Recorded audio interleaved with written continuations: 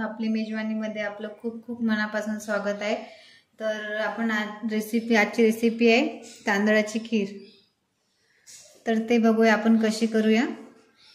स्वच्छ पाण्याने धुवून घेतलेला तांदूळ आहे। तुम्ही कुठलाही सुवासिक तांदूळ घेऊ शकता, आंबेमोहर, इंद्रायणी, तुकडा, कुठलाही तांदूळ घेऊ शकता। मी स्वच्छ पाण्याने धुवून घेतलेले आणि 10 ते 15 मिनिट भिजत ठेवूया। अतिशय कमी वेळात रुचकर अशी स्वादिष्ट आपण तांदळापासून खीर कशी बनवायची ते पाहूया। हे बघा आपले 10 ते 15 मिनिट झालेले आहे। तांदूळ भिजलेले आहे। आता मी मिक्सर मधून काढून घेते। रव्यासारखं काढायचं आहे, जास्त बारीक नाही आहे। तांदळातलं मी पाणी काढून घेतलेलं आहे। आता मिक्सर मधून फिरून घेते रव्यासारखं, जास्त जाडी नको जास्त बारीक पण नको व्हायला। हे बघा आपली तांदळाची प्युरी किंवा कोणी पेस्ट म्हणते आपली तयार झालेली आहे रव्यासारखी। हे बघा मी पाण्याने थोडीशी पातळ केलेली आहे। एकदम घट पेस्ट टाकल्याने आपल्या खिरीमध्ये गोळे होऊ शकते, म्हणून मी आधीच तांदळाची पेस्ट थोडीशी पातळ केलेली आहे, जेणेकरून आपल्या खिरीमध्ये गोळे नाही होऊ। तर आता आपण रेसिपीला सुरुवात करूया।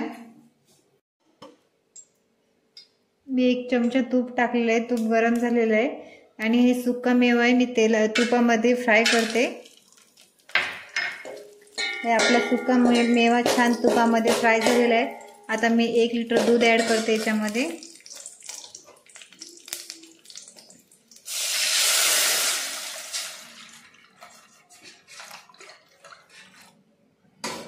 हे बघा मी 1 लिटर दूध ऍड केलेलं आहे याच्यामध्ये। तुपामध्ये सुका मेवा फ्राय केल्याने छान कलर आलेला आहे आपला। तुम्ही दूध पॅकेट पण घेऊ शकताय। मी डेअरीवरचं दूध आणलेलं आहे 1 लिटर।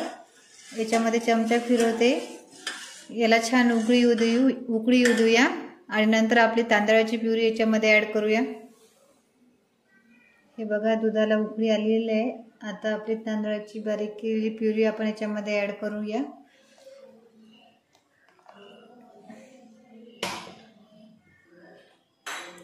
प्युरी ऍड झालेली आहे। चमच्याने गोल फिरवत राहायचं आहे, कारण आपले गोळे नाही झाले पाहिजे किंवा खाली नाही लागले पाहिजे। आपण लगेच चमच्याने छान ढवळून घेऊया। हे बघा याच्यात छान मी तांदळाची पेस्ट ऍड केलेली आहे, छान मिक्स झालेली आहे। तर मी 1 वाटी साखर टाकते। तुम्ही तुमच्या अंदाजानुसार साखर टाकू शकता याच्यात, किंवा तुम्हाला जास्त गोड हवे असेल तर जास्त साखर टाकू शकता।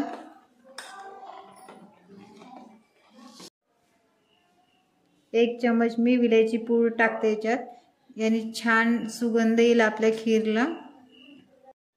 विलायची पूड पण आपण याच्यामध्ये छान ढवळून घेऊया।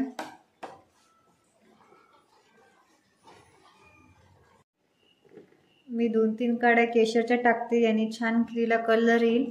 असं काही नाही तुम्ही टाकलंच पाहिजे म्हणून, तुमच्याकडे असेल तर तुम्ही टाकू शकता।